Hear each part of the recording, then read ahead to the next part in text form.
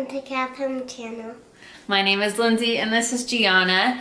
And for those of you who don't know, we homeschool in our family. I have 4 children, 8 on down to 1. And we homeschool, and that's all that we've done. We haven't had the kids in any other school situation. So we've been doing it for about 4 years. Right now it is almost May, and at this point in the year we have about 6 to 7 weeks left of school before we take a break for the summer.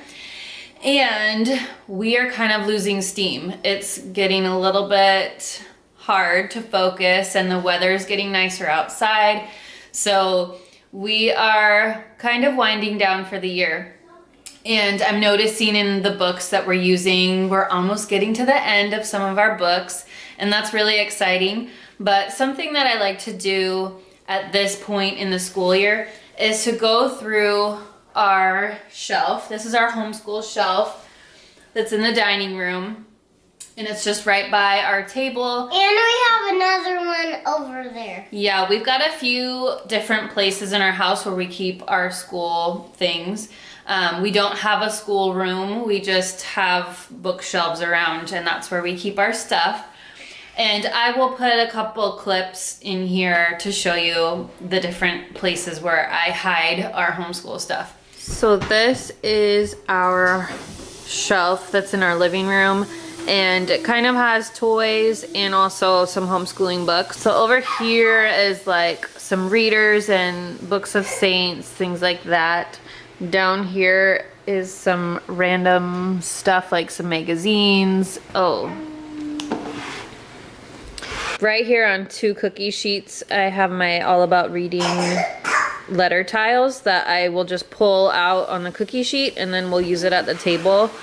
So there's that. And then here I have paper. So I've got clipboards and paper up here, and I've got colored paper here and then white paper here because the kids always love drawing.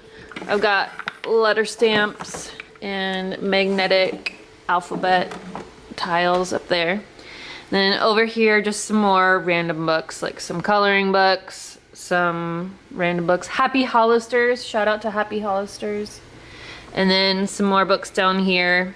On this shelf we put our library books here, and then just other, like some poetry books and random books. I need to organize my books more. But anyway, that is our shelf that helps me to stay organized. Oh, in these 2 bins I've got some art supplies and crafting stuff.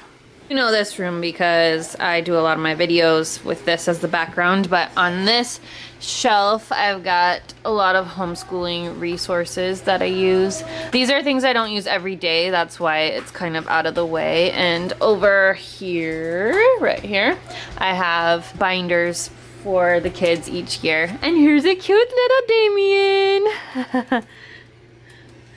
Yeah, so anyway, these are just some other books that I use for homeschooling. But for now, I wanted to focus on this area today. This is like the place where we keep most of the things that we are using daily. So these are our shelves. Each child has a bin, and I have my own bin. And in their bin, they can take it out if they want to and bring it to the table, and it has like their penmanship and notebooks for writing, different things like that. So there's John and Peter's and mine, and then Mom's. And then Mom's, yep. So right up here we've got all our school our school bins. Down here we have all of like our curriculum books. Over here we use All About Reading, and these are different flashcards and activities. This. We have some stencils. So anyway, it's kind of messy at this point in the year. Things are just being thrown on. So I wanted to take a little time to take everything off the shelves, organize it, and as I put it back on the shelf, I was gonna show you a few of our favorite things that we have been using for a few years, and they're just tried and true. So I was gonna show you that after I first take things off this shelf, and I'm gonna dust and just kind of clean up. I'm also doing this so that if I notice like a book that I was intending to use and it's just fallen through the cracks, then organizing will help me to see the book or books that we should be really focusing on in these last few weeks of school. So it's also my hope just to remind me of what's here on our shelf so that we can put it to use before I start buying more curriculum for next year, which is so tempting. This time of year, I'm always looking forward to what we want to do the next year. So that's what I'm gonna do. Please come along with me. Help me organize. There is.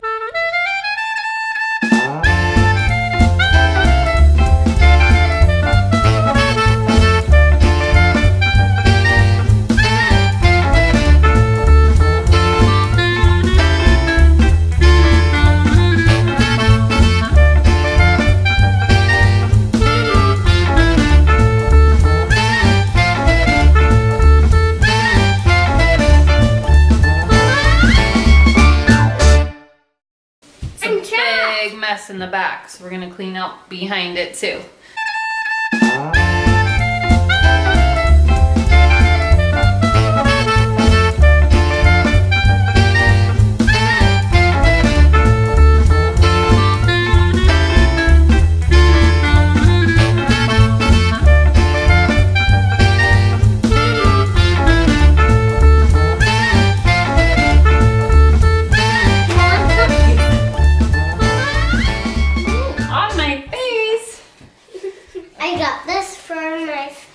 Yep.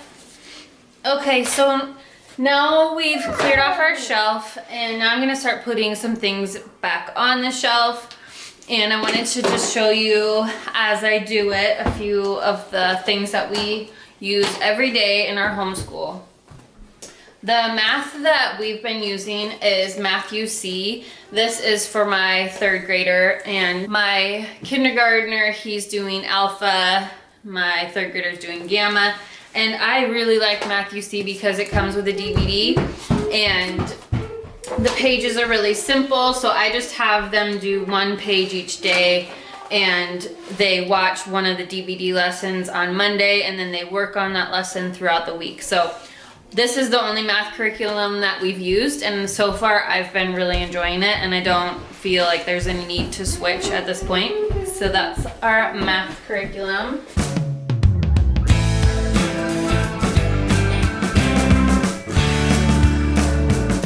Also, to go along with our math program, this is a bin that holds all of our math blocks, and I found the bin, it doesn't come with the blocks, but I found it on Amazon. It's just a hobby case, but it really makes the blocks easy to access so that the children can just grab this bin whenever they need to and bring it over and use it to help them with their math. So this bin is really helpful. But I don't do math. Not yet. You'll be doing it soon though, right? Yep. I really like these Dover coloring books. They're so beautiful. And we have this forest animals, fresh pond, and farm life. The pictures in here are so beautiful and detailed. So they're really a great coloring book for especially older children to use, and they're kind of scientific too because it's like nature study. So like this, my 8-year-old colored. So these are really great books for coloring and art. For our reading program, we use All About Reading, and so far we've done levels 1, 2, and 3 with my oldest. This is level 3, and I turned it kind of into a reusable book. This is the activity book, but I took it apart and put it in page protectors so that I could reuse it for each child. So that is a program that we've been using, and we really, really like it. It's a lot of work to do, and it's kind of mommy intensive, but I mean, when you're teaching a child to read, I think it is intensive and the children need your help. So it has so many ways to learn how to read, and there's just so many different activities and hands-on learning. There's letter tiles that the kids can use to manipulate the letters and create words with them. And I'm so impressed with this curriculum. I've learned though to not do everything. I think they lay it out so that there's different ways to learn how to read within the program. But if you do it all, it's a little overwhelming. So we certainly don't do everything that's laid out in the book, but we just kind of pick and choose what works for us without burning out on it. And we certainly also don't do it every day. We do it maybe just like 3 times a week. We'll do a reading lesson. So, but I really, really like All About Reading. Okay. I'm gonna show her. Can I hold it up so I can see? Okay, can you do it? Just gonna show you how to do a star.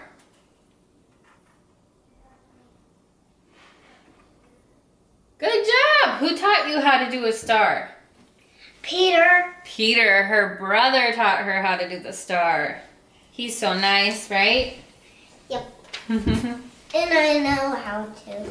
So with All About Reading, it comes with these readers, and they are completely like tailored to go with the lessons. And John's a reader. Yeah, and each story, kind of the vocabulary and the complexity of the sentences, they grow with the child as they're learning how to read.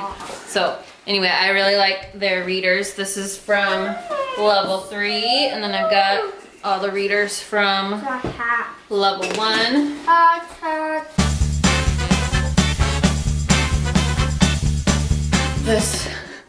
I bought this Spanish book, and it's something we haven't really done, but I'm hoping at some point to get into some sort of foreign language. Can you read it?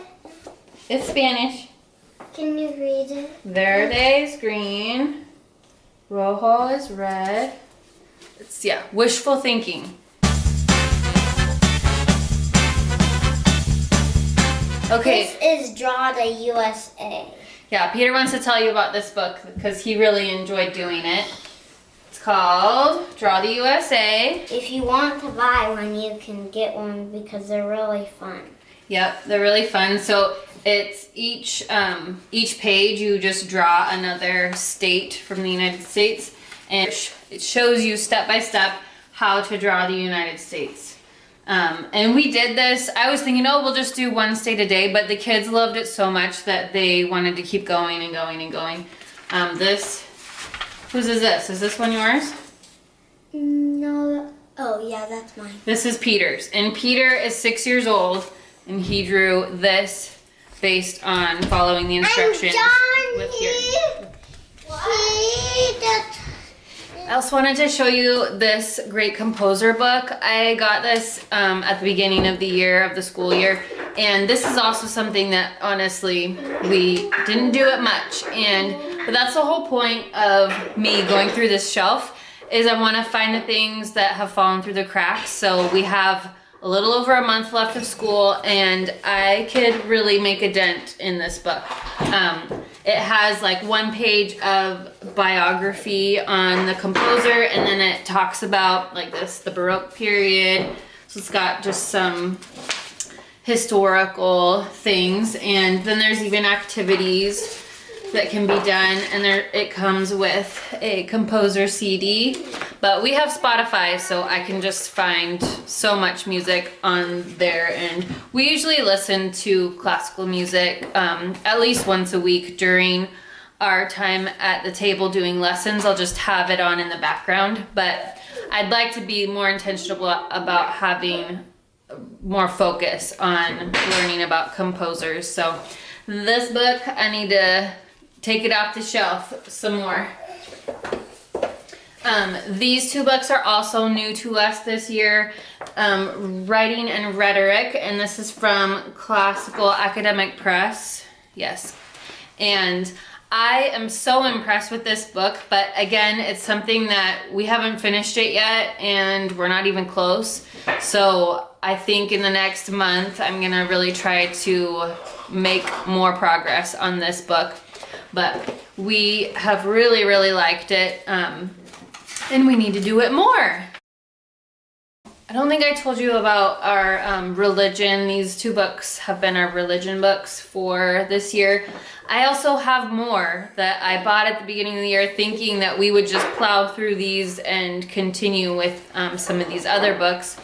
So I have like Faith and Life, but anyway, that's another thing that I just need to work some more on and being more regular about doing it. So this is just an eye-opener for me of the things that we focus on and then the things that fall through the cracks. So I know we were really good at doing this every day. We would work on our religion, and I also have like saint stories that we would read. And lately we've just been kind of losing steam, and religion is something that I never want to lose steam on. So that's something that I'm just being honest with you. We need to work on it. It's like math and handwriting, and those things just seem to happen every day because there's a worksheet that goes with it, and things like reading aloud and all of that. It's just harder to get it done. That is a resolution of mine, to work on being more consistent with these other subjects. So, I also wanted to show you, can't believe I forgot this. This is called Story of the World, and I really, really, really like this series. It's a four book series, and then you just cycle through it again. We are on, this is book 2, volume 2, The Middle Ages. I'm enjoying this so much. It's one of my favorite parts of the day, is reading from this book. It also has an activity book, and honestly, we don't do much from the activity book. We just read at least a chapter from this. A few times a week, we will read a chapter from this, and I'm really enjoying it. Although, I've heard from other Catholic homeschoolers that some parts of this are anti-Catholic, and Mommy! like, I've noticed... Mommy! Hi! Hi! I noticed in the next chapter we're gonna be covering Martin Luther, and I think I'll read ahead just to see what is said about that, and then make sure that we have a discussion about it. I'm not at all afraid of reading something that's anti-Catholic, because it creates a platform for discussion where I can talk to my children about history, and how whoever is writing the history book has a perspective that they bring to history, and that this is one person's account of what happened, and that we could read other sources and find out more information. So, like I said, I haven't really approached the parts of this story where there's anti-Catholic elements, but I am really liking it. I hope that it isn't too bad so that I can just keep reading it with my kids, but if it is, maybe I'll just skip some parts of it. But that is our history book. I also wanted to show you our science book. This is the second year that we've been reading this book. We just didn't finish it last year, and we will finish it this year. So it's taken us 2 years to get through this. And this is just a supplemental text. We do other things like nature study, and my dad has actually been teaching astronomy to my oldest son, and they're gonna be learning about some geology this spring and summer. So they do more hands-on stuff, and then this is just more of a informational text that we've been enjoying together over the 2 years. This basket I put on the top of the shelf, and it has this jar of pencils in it, and glue sticks, and these, like, does anybody remember these from like the 90s, right? Wrap up little math things. So I got these from another homeschool family, and I just keep these all in the basket and on top. It's kind of a catch-all basket for when there's things on the table and I need to clear it off for dinner or another meal. and I'll just put random stuff in there, and then I'll clean it out every once in a while. You want me to brush your hair? Here's the Damien. He woke up from his nap. Yay! Yay! Mwah! Yes! And now comes the part that I'm not looking forward to, but this bin, I also keep it on the top, and this is like the catch-all paper bin. And we go through a lot of paper, and every time there's paper on the table and I want to quickly clean up, I just put it all in here. And it's kind of a mess, and I need to go through it. So that's what I'm gonna do now. I'm gonna go through this and then put it back on the shelf.